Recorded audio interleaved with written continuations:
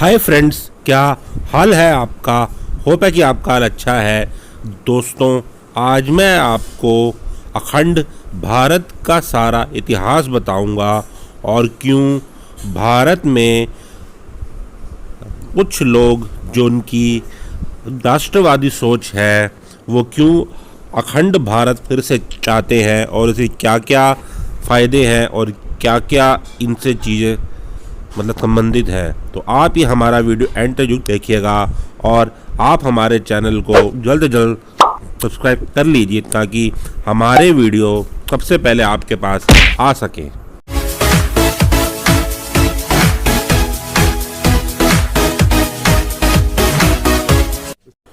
दोस्तों, अगर हम अखंड भारत के कंसेप्ट को समझें तो हमारा भारत अफ़गानिस्तान से लेकर इंडोनेशिया तक फैला था।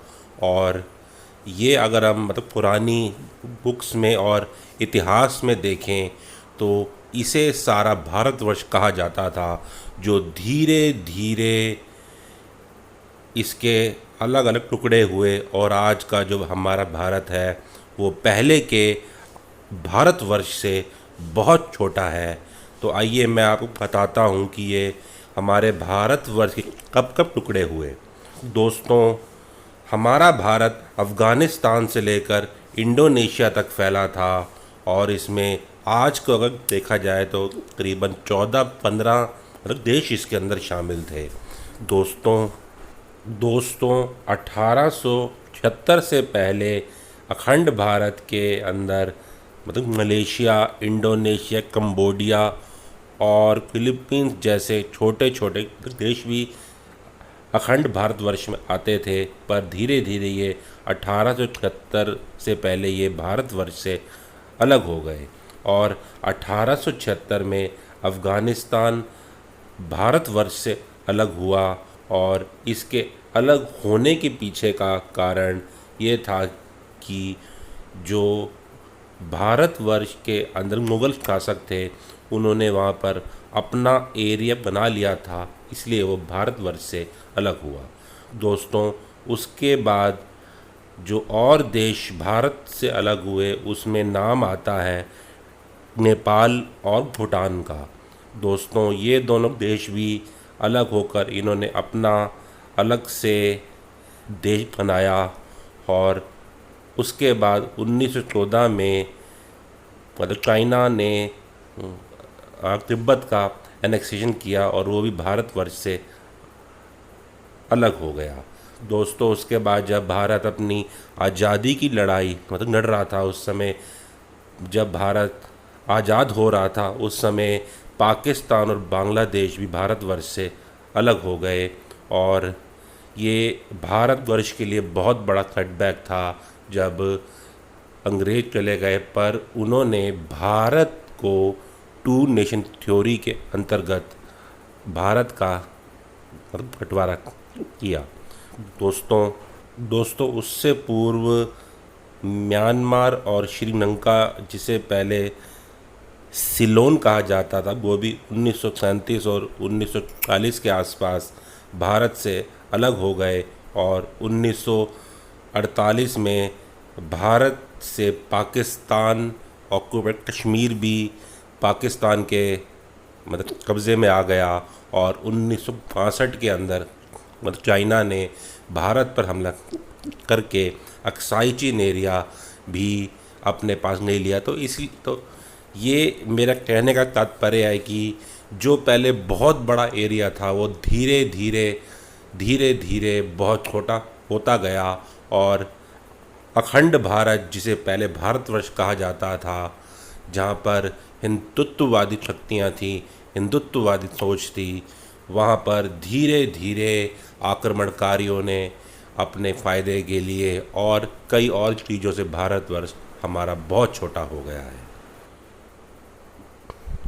दोस्तों, अगर हम विश्व के मैप पर अखंड भारत की तस्वीर देखें तो ये बहुत बड़ा एक भूखंड है, जो अगर आज फिर से एक हो जाए तो ये एशिया की लगभग आधी से ज़्यादा जीडीपी का मालिक होगा और चाइना को ये पीछे मतलब छोड़ देगा।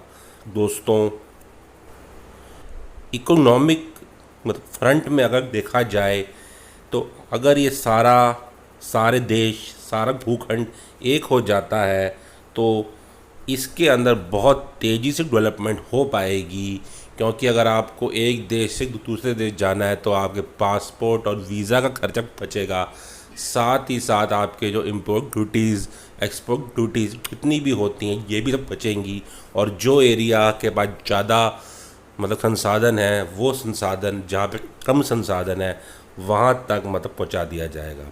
दोस्तों, अगर आप आज भी इंडोनेशिया के जो उनका जो एक सिंबल है, उनका जो एक मतलब राष्ट्रीय एक मतलब सिंबल है, उसमें आज भी श्री गणेश जी की मतलब फ़ोटो है।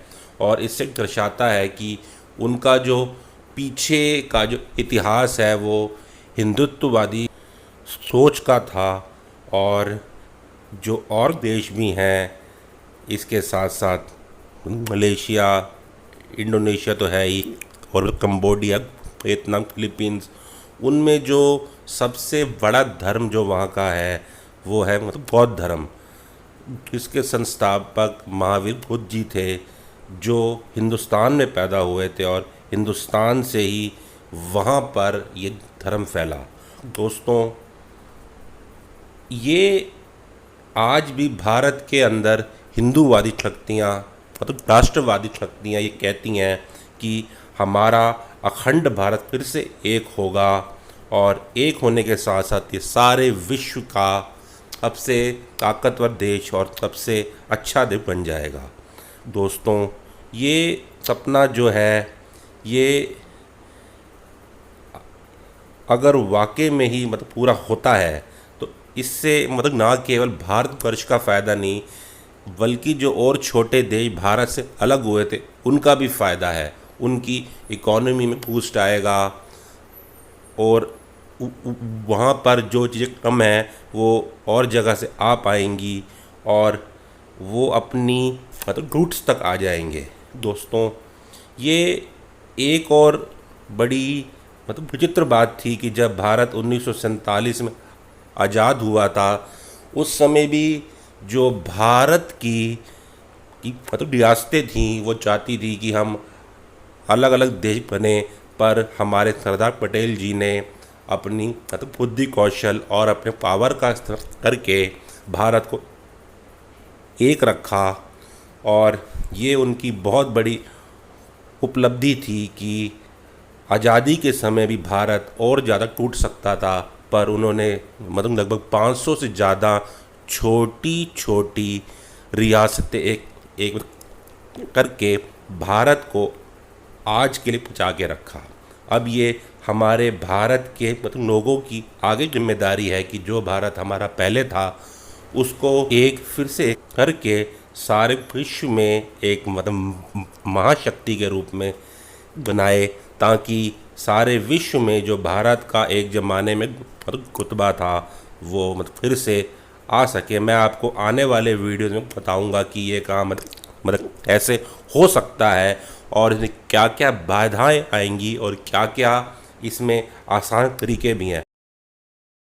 दोस्तों, भारत के लिए कहा जाता था कि भारत के अंदर कोस कोस में बदले पानी और 4 कोस पर पानी।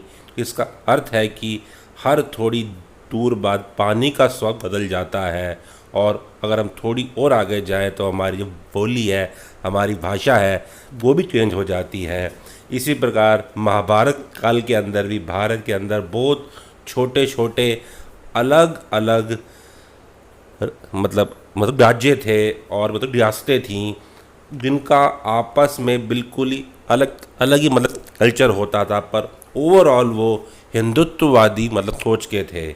पर धीरे धीरे उनकी आपसी जो उनके अंदर मतलब दूरियां थी उसका फ़ायदा बाहर के लोगों ने उठाया और भारत को हमेशा से ही इस चीज़ का सामना करना पड़ा और उसका विभाजन होता गया। मैं आपको आने वाले वीडियोस में इसके बारे में और डिटेल्स बताऊंगा कि अखंड भारत की और कुछ मतलब डिटेल चीज़ें बताऊंगा, तो आपको ये हमारा वीडियो आगे भी देखना है।